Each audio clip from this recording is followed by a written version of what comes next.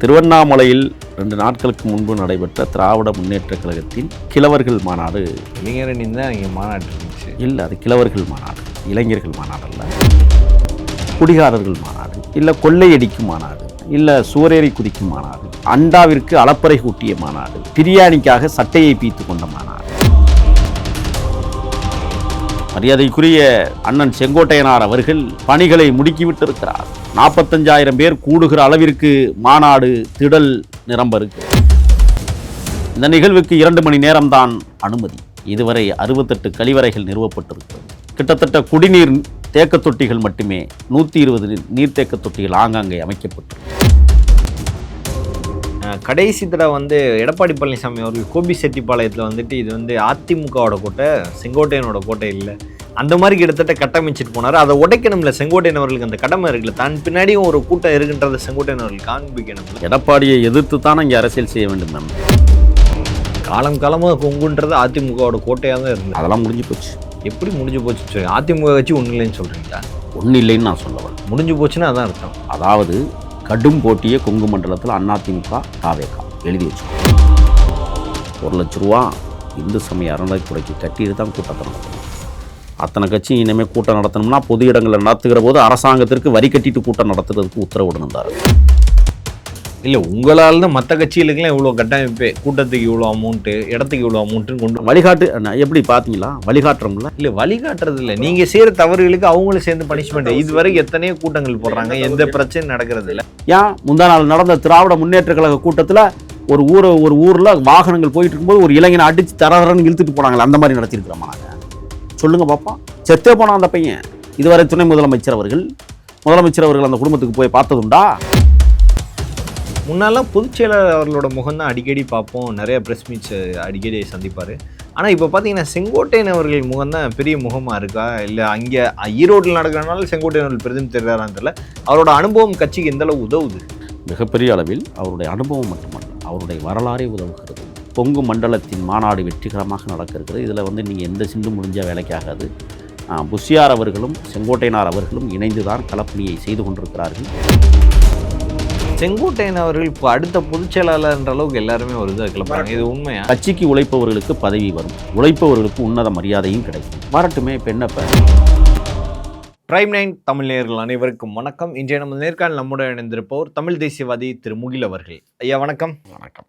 தாவேகாவின் மாநாடு ஈரோடு மாவட்டத்தில் நடைபெற இருக்கிறது. என்னென்ன வேலைகள் நடந்திருக்கு? ஏன்னா வேலிகள் அமைக்கிற வேலைகள் இப்போ நான் பார்த்தேன், ரொம்ப இதாக இருக்குது இந்த தடவை வேலிகள்லாம். ஏன்னா செங்கோட்டையன் அவர்கள் இறங்குறதுனால என்னன்னு தெரில, நிறைய முன்னேற்பாடுகள் அதிகப்படியாக இருக்கிறதா? உங்களோட கள நிலவரம் என்ன?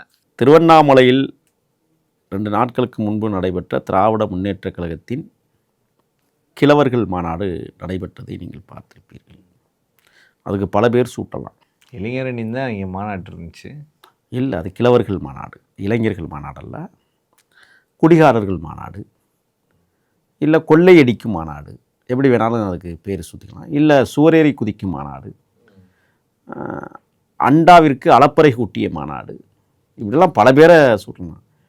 பிரியாணிக்காக சட்டையை பீத்து கொண்ட மாநாடு, இப்படிலாம் பல பேர்கள் அதுக்கு சூட்டலாம், பொருத்தமாக இருக்கும் என்றே நான் கருதுகிறேன். நீரோடை என்கிற பெயர்தான் ஈரோடையாக மாறியது. ஈரோடை தான் இன்றைக்கு ஈரோடாக மருவியிருக்கிறது. மாயாற்று படுக்கைகளில் ஓடி வருகிற தண்ணீரும், குடகுமலையில் தோன்றி ஊறி வருகிற காவேரி தண்ணீரும், மாயாற்றின் வழியாக வருகிற பவானிசாகர் அணையில் தேங்கிய நீரும், மேட்டூர் அணையில் தங்கிய அந்த நீரும் ஒன்றாக கலக்கிற கூடுதுறை என்கிற ஈரோடையில் பெரியாரின் கைத்தடியையும் பெரியாரின் கண்ணாடியையும் பெரியார் அவர்களே பெரியார் மண்ணில் வழங்குவதற்காக காத்து கொண்டிருக்கிற நேரத்தில் வாங்குகிற சிறுவனாக தமிழக வெற்றிக் கழகத்தின் தலைவர் மரியாதைக்குரிய அண்ணன் விஜய் அவர்கள் வாங்க இருக்கிறார் 18ஆம் தேதி. பெரியார் அவர்களே, நீங்கள் நிம்மதியாக இந்த மண்ணில் உறங்கி கொண்டிருக்கிறீர்கள். உங்களுடைய கொள்கைகளையும் கோட்பாடுகளையும் நாங்கள் உள்வாங்கி கொண்டு உங்களிடத்திலே இருக்கிற கண்ணாடியையும் கைத்தடியையும் வாங்குவதற்காக ஈரோடையில் கூடுகிறோம், வந்து தாருங்கள் பெரியார் அவர்களை என்று சொல்லும் அளவிற்கு பிரம்மாண்டமான பொதுக்கூட்டம் கொங்கு மண்டலத்தில் தீரன் சின்னமலை நடமாடிய புண்ணிய தேசத்தில் திருப்பூர் குமரன் அவர்கள் கொடியோடு உலாவிய கர்ப்பகிரக தேசத்தில் காலடி வைத்து அழகு பார்க்க இருக்கிறார் தமிழக வெற்றிக் கழகத்தின் தலைவர் விஜய் அவர்கள். 9 அடுக்குகளாக அரங்கம் அமைத்து கொண்டிருக்கிறார். மரியாதைக்குரிய அண்ணன் செங்கோட்டையனார் அவர்கள் பணிகளை முடுக்கிவிட்டிருக்கிறார். 45,000 பேர் கூடுகிற அளவிற்கு மாநாடு திடல் நிரம்ப இருக்கிறது. மாநாட்டிற்கு வெளியே லட்சக்கணக்கிலே கூட இருக்கிறார்கள். ஆனாலும் 10 ஏக்கருக்குள்ளதான் மக்கள் கூட முடியும் என்கிற கட்டளை அரசாங்கத்திடம் இருந்து 14 ஏக்கர் நிலப்பரப்பில் மகிழுந்துகளும் பேருந்துகளும் நிறுத்தப்பட்டிருக்கிற இடங்கள் கட்டமைக்கப்பட்டு கொண்டிருக்கிறது. சேலத்திலிருந்து கோவை செல்லுகிற சாலை ஈரோடை மாநகரில் மாபெரும் மக்கள் எழுச்சி மாநாடாக பொதுக்கூட்டம் நடக்க இருக்கிறது. லட்சோப லட்சம் இளைஞர்கள் வர இருக்கிறார்கள். கிழவர்கள் அல்ல. எந்த ஈரோடை மண்ணில் கொத்து கொத்தாக மஞ்சள் விளைகிறதோ அதே ஈரோடை மண்ணில் மஞ்சளும், எந்த ஈரோடை மண்ணில் வீரப்பனாரை தேடுகிறோம் என்கிற பெயரில் தமிழர்களுடைய இரத்தம் குடித்த தேசமாக இருக்கிறதோ அந்த இரத்த சிவப்பும் இணைந்த கொடியுடன் தமிழக வெற்றிக் கழக கொடியானது ஈரோடை மாநகரில் கண்கொள்ளா காட்சியாக காற்றில் பறந்து கொண்டிருக்கிற நிகழ்வை உங்கள் கண்களால் பார்த்து கொண்டிருக்கிறீர்கள். இந்த நிகழ்வுக்கு 2 மணி நேரம்தான் அனுமதி. இதுவரை 68 கழிவறைகள் நிறுவப்பட்டிருக்கிறது. 11 மணி தகவலின்படி நம்மளுக்கு கிடைத்த தகவல் கிட்டத்தட்ட குடிநீர் தேக்க தொட்டிகள் மட்டுமே 120 நீர்த்தேக்க தொட்டிகள் ஆங்காங்கே அமைக்கப்பட்டிருக்கிறது.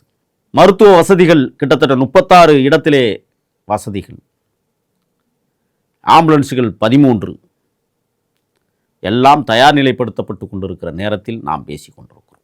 ஆனாலும் ஒரு தமிழக வெற்றிக் கழகத்தின் கடைசி தொண்டனாக இருந்து தொண்டனுக்கு ஒரு அறிவுறுத்தல் அல்ல, ஆதங்கமும் அல்ல, அன்பாக சொல்லுகிற ஒரு கூற்று ஈரோடை மாவட்டத்தினுடைய முக்கிய கிராமங்கள் மலை முகடுகளில்தான் பிரகாசிக்கிறது. குறிப்பாக சத்தியமங்கலம் தொகுதிக்குட்பட்ட வனக்காடுகள், மலைத்தொடர்கள், திம்பம், ஆசனூர், தலமலை, குன்றே, மாவனத்தம், தாளவாடி, தொட்டக்காசனூர், சோழகர் தொட்டி என்றெல்லாம் பறந்து விரிந்து கிடக்கிற மலை கிராமங்களில் இருந்து நூற்றுக்கணக்கான இளைஞர் பெருமக்கள் மாநாட்டுக்கு வர இருக்கிறார்கள். திம்பம் மலைத்தொடர் 27 கொண்டை ஊசி வளைவுகளை கொண்ட ஒரு அகலச்சாலை, மைசூருக்கு முதன்மை வழி.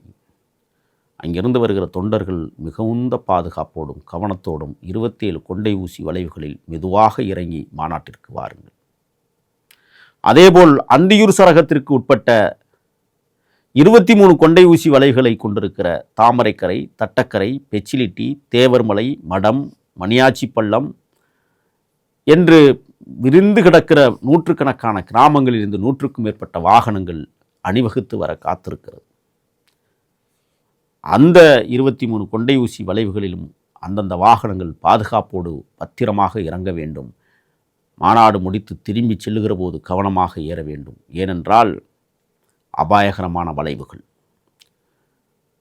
நிச்சயமாக தமிழக வெற்றிக் கழகத்தின் தளபதிகள் வழிகாட்டுதலோடு தொண்டர்படை சீரும் சிறப்புமாக கண்ணியத்தோடு கவனமாக வர வேண்டும் என்று நான் அன்போடு நினைத்து பார்க்கிறேன். பத்திரமாக வாருங்கள்.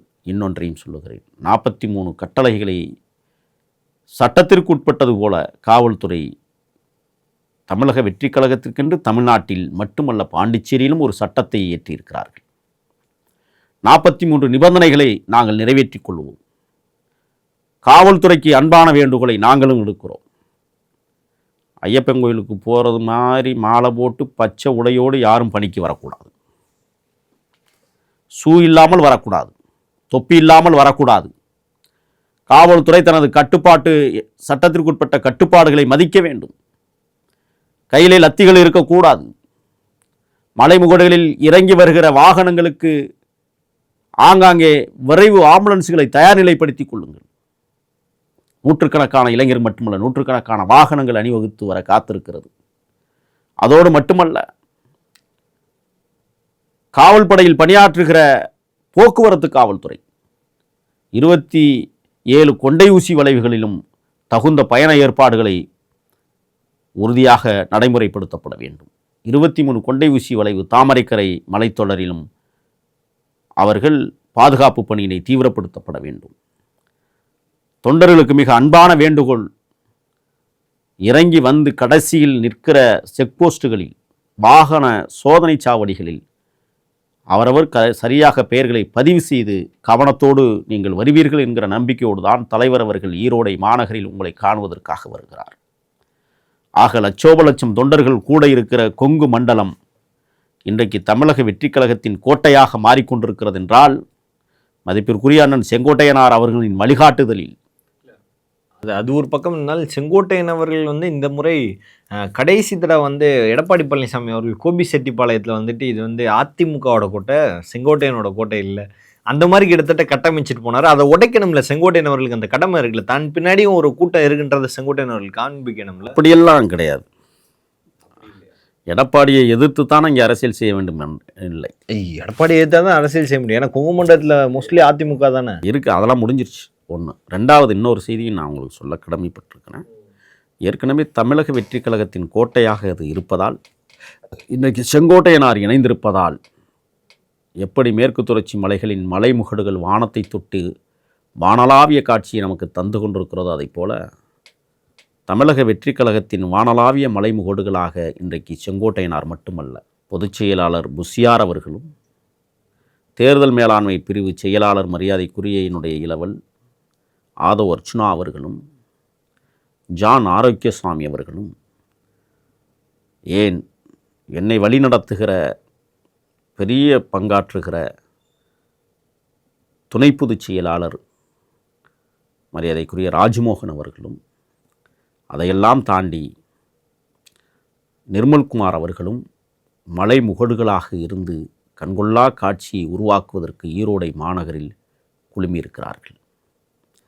ஆக ஒரு பெரிய மலைத்தொடர்களைப் போல மாபெரும் தலைவர்கள் ஒரு பாதுகாப்பு அரணை தமிழ்நாட்டிற்கு எப்படி மேற்கு தொடர்ச்சி மலைகள் தருகிறதோ, அதை போல தமிழர்களுக்கு பாதுகாப்பு அரணாக இந்த தலைவர் பெருமக்கள் தமிழர்களை காண்பதற்காக அங்கே தலை நிமிர்ந்து நின்று கொண்டிருக்கிறார்கள்.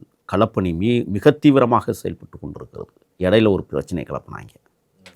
கோயில் இடம் 1 லட்ச ரூபா இந்து சமய அறநிலைத்துறைக்கு கட்டிட்டு தான் கூட்டத்தை நடத்தணும். அத்தனை கட்சி இனிமேல் கூட்டம் நடத்தணும்னா பொது இடங்களில் நடத்துகிற போது அரசாங்கத்திற்கு வரி கட்டிட்டு கூட்டம் நடத்துறதுக்கு உத்தரவிடணும். கோயில் இடத்துல நடத்தினா அதானே அது எல்லா கட்சிக்கும் அதை தான் சொல்கிறேன். தமிழக வெற்றிக் கழகத்துக்கு மட்டும் அது இருந்துடக்கூடாதுன்னு நான் நினைக்கிறேன். புதியதொரு சட்டங்களை இந்த கட்சிக்கென்றே நீங்கள் உருவாக்குவது எங்களுக்கு பெருமை இருக்கிறது. ஏன்னு கேட்குறீங்களா? இல்லை, உங்களால் தான் மற்ற கட்சிகளுக்கெல்லாம் இவ்வளோ கட்டமைப்பு, கூட்டத்துக்கு இவ்வளோ அமௌண்ட்டு, இடத்துக்கு இவ்வளோ அமௌண்ட்டுன்னு கொண்டு வழிகாட்டு எப்படி பார்த்தீங்களா? வழிகாட்டுறோம்ல. இல்லை, வழிகாட்டுறது இல்லை, நீங்கள் செய்கிற தவறுகளுக்கு அவங்களும் சேர்ந்து பனிஷ்மெண்ட். இதுவரைக்கும் எத்தனையோ கூட்டங்கள் போடுறாங்க, எந்த பிரச்சனையும் நடக்கிறது இல்லை. என்ன தவறு பண்ணியிருக்கோம்? கட்டிய வாழை மரமெல்லாம் கொள்ளையடிச்சிட்டு போன கூட்டமா நாங்கள்? இல்லை காம்பவுண்ட் சவர் ஏறி குடிக்கிறது நடத்துதல் இல்லை. என்ன வழி நடத்துதல் இல்லை? கட்டுக்கோப்பாக தொண்டர்கள் வருகிறார்கள். கட்டுக்கோப்பாக தொண்டர்கள் கட்டுக்கோப்பாக வர்றாங்களா? ஏன் முந்தா நாள் நடந்த திராவிட முன்னேற்ற கழக கூட்டத்தில் ஒரு ஊரில் வாகனங்கள் போயிட்டு இருக்கும்போது ஒரு இளைஞனை அடித்து தரன்னு இழுத்துட்டு போனாங்களே, அந்த மாதிரி நடத்தியிருக்கிறோமா நாங்கள்? சொல்லுங்கள் பார்ப்போம். செத்தே போனான் அந்த பையன். இதுவரை துணை முதலமைச்சர் அவர்கள் அந்த குடும்பத்துக்கு போய் பார்த்ததுண்டா? கேட்டிங்களே? ஒரே ஒரு விஷயந்தான் சொல்கிறோம். எவராலும் தவிர்க்க முடியாத சக்தியாக இன்றைக்கு தமிழக வெற்றிக் கழகம் தமிழ்நாட்டில் பவனி வர துடித்து கொண்டிருக்கிறது. 2 வயது குழந்தை. எல்லாம் அதிர்ந்து போகிறீங்களே. அங்கங்கே மாநாடு போல ஒரு சின்ன கூட்டத்தை கூட்டுறீங்களே, வெளியில் பேசிக்கிறீங்க மாநாடு என்று பேசுகிறீர்கள். எங்கேயாவது நாற்காலிகள் மாநாடை பார்த்துருக்குறோமா? ஏற்கனவே கரூரில் பார்த்து இப்போ திருவண்ணாமலையில் நடைபெற்றிருக்கிறது. கிழவர்கள் மாநாடை பார்த்துருக்குறோமா? அதுவும் திருவண்ணாமலையில் தான் நடந்திருக்கு. வருடத்துக்கு ஒரு முறை தீப ஒளி ஏற்றுகிற போது கூட லட்சக்கணக்கில் திருவண்ணாமலையில் தோன்றுவாங்க மக்கள். தெரியுமில்ல? இந்த ஆட்சியை நடத்தக்கூடியவர்கள் அட்டூழியமான ஆட்சியை நடத்தி கொண்டிருப்பதால் கொங்கு மண்டலம் எங்கு பார்த்தாலும் தாவேகா மண்டலமாக மாறுகிற தருணம் ஈரோடை மாநகரில் பார்ப்பதற்காக தயாராகி கொண்டிருக்கு. காலமாக கொங்குன்றது அதிமுகவோட கோட்டையாக தான் இருந்தது. அதெல்லாம் முடிஞ்சு போச்சு. எப்படி முடிஞ்சு போச்சுன்னு சொல்லி அதிமுக கட்சி ஒன்றும் இல்லைன்னு சொல்கிறீங்களா? ஒன்றும் இல்லைன்னு நான் சொல்லவல். முடிஞ்சு போச்சுன்னா அதான் அர்த்தம். அதாவது கடும் போட்டியே கொங்கு மண்டலத்தில் அதிமுக தாவேகா எழுதி வச்சுக்கோங்க.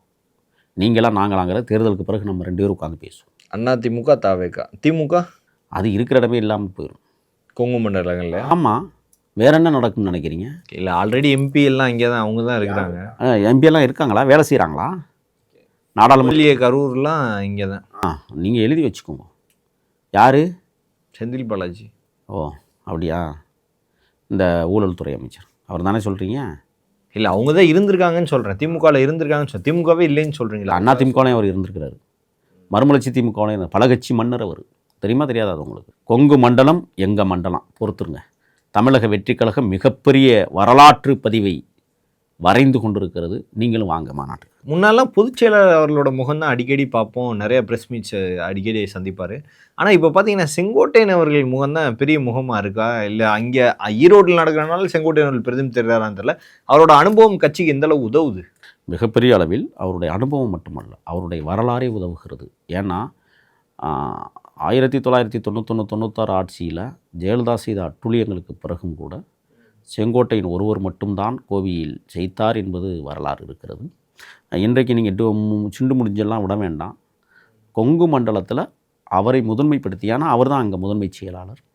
ஆகையால் கட்சி அவரை முதன்மைப்படுத்துகிறது. யார் முதன்மைப்படுத்துகிறது? தலைவரும் பொதுச் செயலாளரும் முதன்மைப்படுத்தி அவரை உற்சாகப்படுத்துகிறார்கள். கட்சி அவரை உற்சாகப்படுத்துகிறது, கட்சிக்கு அவர் உற்சாகப்படுத்துகிறார். ஆகையால் பின்னி பிணைந்து தான் கொங்கு மண்டலத்தின் மாநாடு வெற்றிகரமாக நடக்க இருக்கிறது. இதில் நீங்கள் எந்த சிண்டு முடிஞ்சால் வேலைக்காகாது.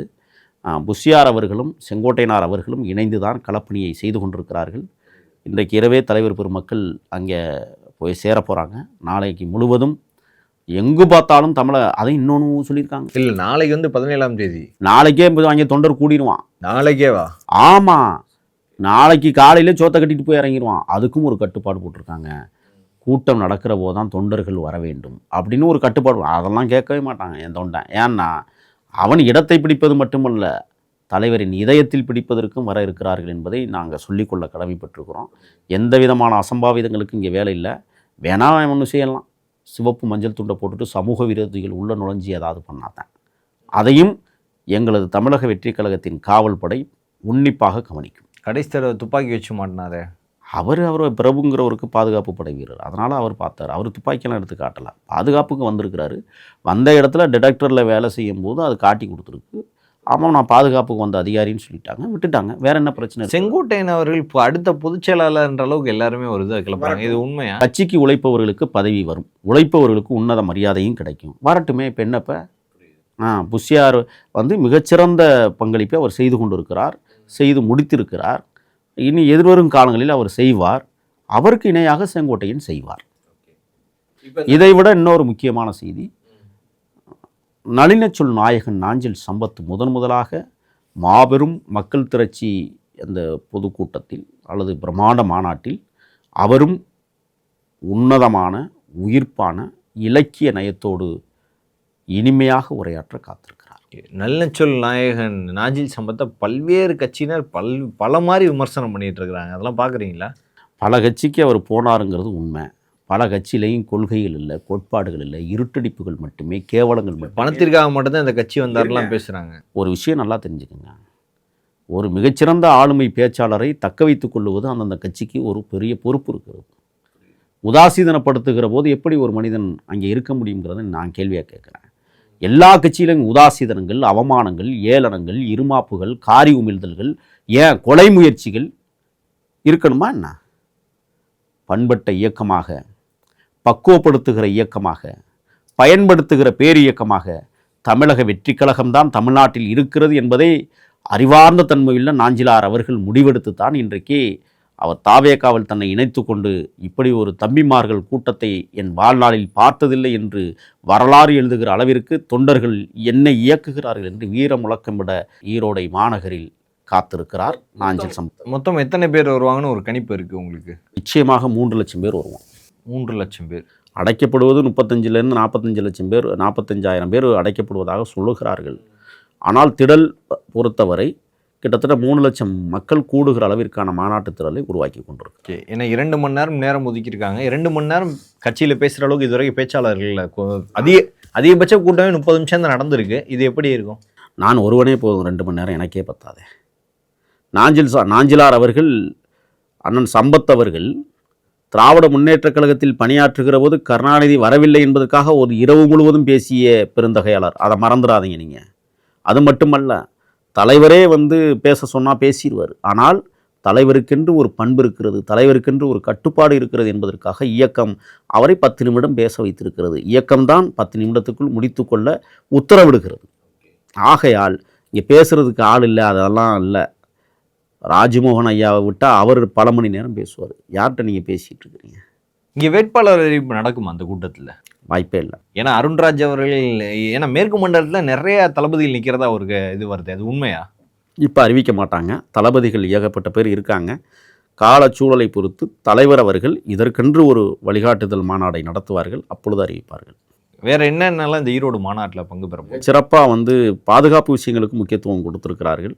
அது மட்டுமல்ல, கொள்கை பிரகடனங்கள் என்ன என்பது ஏற்கனவே தொண்டர்களுக்கு தெரியும். கரூருக்கு அப்புறம் தமிழ்நாட்டுக்கு இப்போ தானே சார் வர்றீங்க? கொங்கு மண்டலத்தில் முதலாக கரூரை தாண்டி இப்பொழுது ஈரோடையில் அவர் கூடுகிறார். இன்னொன்று தெரியுமா? கரூரிலிருந்து லட்சக்கணக்கானவர்கள் வர இருக்கிறார்கள். குறிப்பாக தமிழக வெற்றி கழகத்தை இயக்கக்கூடிய போர் வீர மரபுகள், இந்த மண்ணில் புதையுண்டு கிடக்கிற 41 உயிர்கள், அவர்கள்தான் தமிழக வெற்றி கழகத்தை இயக்குகிறார்கள். அந்த கண்கொள்ளா காட்சியை அந்த 41 பேரும் காற்றலையில் சுவாச காற்றுகளாய் காற்று மண்டலத்தில் கலந்தே இருக்கிறார்கள். அவர்களும் காண இருக்கிறார்கள். பொறுத்துருங்க. 41 பேருடைய அந்த உயிரணுக்கள் ஒவ்வொருவருடைய மனதிலும் ஆழமாக விதைக்கப்பட்டிருக்கிறது. குறிப்பாக தலைவர் அவர்களுக்கு ஆழமாக விதைக்கப்பட்டிருக்கிறது. 41 உயிர்களுக்கு செம்மார்ந்த வீர வணக்கத்தை செலுத்தி மாநாடு தொடங்க இருக்கிறது. பல்வேறு கேள்விகளுக்கு பதில் தமைக்காக மிக்க நன்றி சார். நன்றி, வணக்கம். நன்றி.